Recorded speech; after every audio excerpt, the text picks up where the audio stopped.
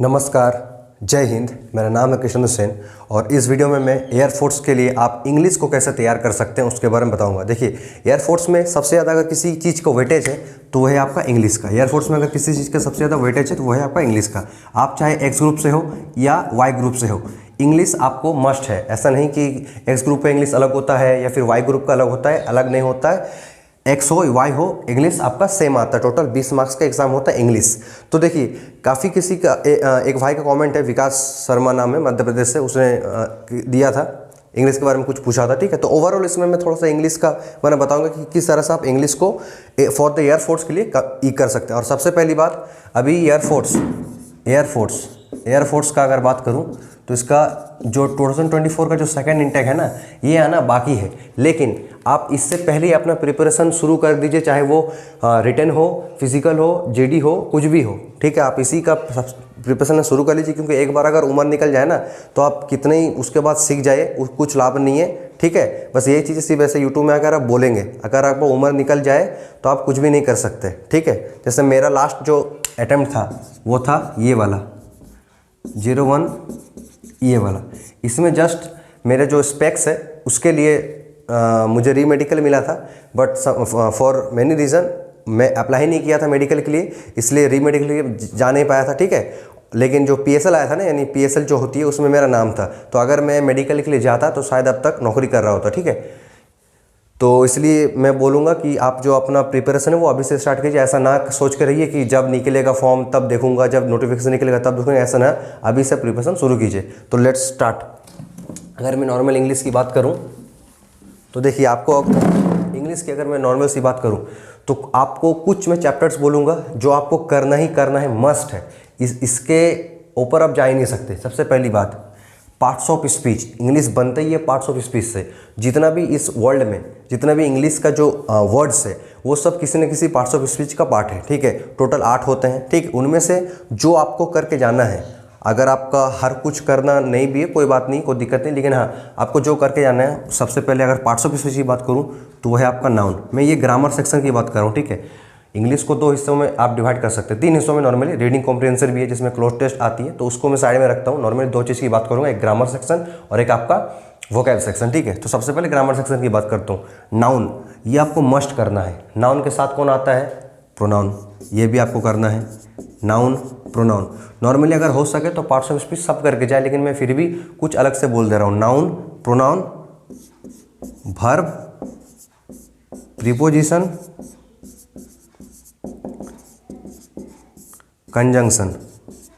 देखिए, छोड़ तो आप कुछ भी नहीं सकते पार्ट्स ऑफ स्पीच में। 8 का 8 इंपॉर्टेंट है, बट फिर भी आप अगर उसको उसमें भी छांटना चाहते हैं तो ये 5 आपको करके जाना ही है। नाउन, प्रोनाउन, वर्ब, प्रीपोजिशन और कंजंक्शन। ये पार्ट्स ऑफ स्पीच की बात हुई। ये सब होने के बाद आपको मॉडल जो है उसके बारे में भी जानना चाहिए, तो इसी के पार्ट है, वर्ब का पार्ट, मॉडल वर्ब, उसका आपको होना चाहिए। फिर आपको टेंस जो चैप्टर है ना वो आपको सीखना है। फिर उसके बाद आपका वॉइस चेंज, आपका नरेशन चेंज, ये सब सीखना है।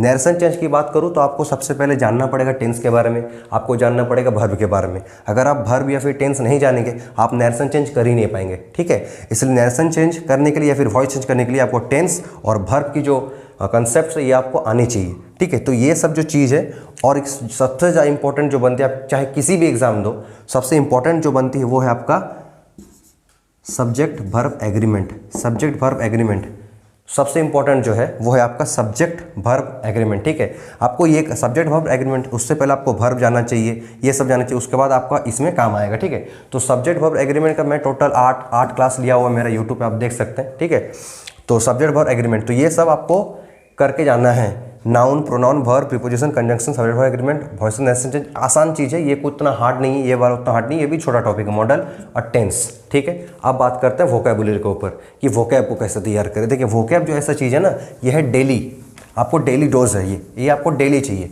वोकैब की अगर बात करूँ तो आप उसको 3 हिस्सों में डिवाइड कर सकते हैं। एंटोनिम्स को छोड़ के कह रहा हूँ, इडियम्स में हो गया, फिर आपको वन वर्ड सब्स्टिट्यूशन में, फिर उसके बाद जो है वो है आपका साइनोनिम्स और एंटोनिम्स भी ले लेता हूँ। ठीक है, एंटोनिम्स। ठीक है, इडियम्स, आप अगर बिगिनर है तो आप पर डे 15 से 20 इडियम्स पढ़े, पर डे 15 से 20 वन वर्ड सब्स्टिट्यूशन पढ़े, और सिनोनिम्स एंटोनिम्स भी 15 से 20 पढ़े। डेली पढ़ना है, सुबह भी पढ़ना है, और जो आप आपने सुबह में पढ़ा ना वो रात को सोने से पहले भी पढ़ना है। कैलकुलेशन भी सेम, वो जो कल मैंने बताया था मैथ स्ट्रेटजी में कि क्यूब, स्क्वायर, टेबल्स, ये भी आपको याद रखना है। तो ये भी आपको दोनों टाइम रिवाइज करना है ताकि एकदम याद रहे, हाँ फट से निकल जाए इसका आंसर, ठीक है।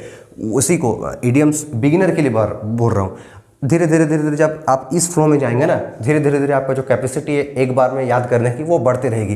फिर आप डेली 30 पढ़ना, फिर 40 पढ़ना, फिर धीरे धीरे 50 पढ़ना, ठीक है। लेकिन हाँ डेली चाहिए, ऐसा नहीं कि एक दिन 100 पढ़ लिया, फिर 2 दिन नहीं पढ़ा, फिर दूसरा दिन 50 पढ़ लिया, फिर उसके बाद नहीं पढ़ा, ऐसा नहीं। आपको डेली कम कम करके पढ़ना है, लेकिन हाँ लगातार पढ़ना है, और साथ में रिवाइज मस्ट है। अगर आप रिवाइज नहीं करेंगे तो सब कुछ बेकार है। और इसके और एक जो बात है, एक चीज़ जो कल भी मैंने बताया था वो आज भी है, आप चाहे कोई भी टॉपिक पढ़ ले, अगर आप उसका जो चैप्टर टेस्ट होता है आप किसी भी ऐप से अगर नहीं देंगे तो आपको कुछ लाभ नहीं है, ठीक है। इसलिए मॉक टेस्ट देना तो अनिवार्य है, मॉक टेस्ट देना अनिवार्य है, मॉक टेस्ट आपको देना ही पड़ेगा। बिना मॉक टेस्ट के आपका जो प्रिपरेशन है वो कभी बूस्टअप होगा ही नहीं। आपको लगे कि हाँ मैं बहुत सीख गया हूँ, लेकिन नहीं मज़ा आएगा, ठीक है। आप जब कुछ टॉपिक सीखेंगे, कुछ कंसेप्ट सीखेंगे, उसके बाद जब आप मॉक टेस्ट देंगे आपका जो मार्क्स बढ़ेगा, तब ना आपको कॉन्फिडेंस फील होगा, नहीं मैं सीख रहा हूँ। तो अगर आप मॉक टेस्ट देंगे ही नहीं तो कैसे सीखेंगे। तो मॉक टेस्ट देना है, और मॉक टेस्ट को प्रॉपर तरीके से एनालाइज करना है। मॉक टेस्ट देना है और मॉक टेस्ट को प्रॉपर तरीके से एनालाइज भी करना है, ठीक है। तो बस आज का वीडियो इतना ही है। अगर आपको कुछ भी डाउट हो एयरफोर्स से रिलेटेड या फिर किसी भी डिफेंस एग्जाम रिलेटेड तो आप जरूर कमेंट करें। मिलते हैं नेक्स्ट वीडियो में, तब तक के लिए जय Hind, goodbye and take care.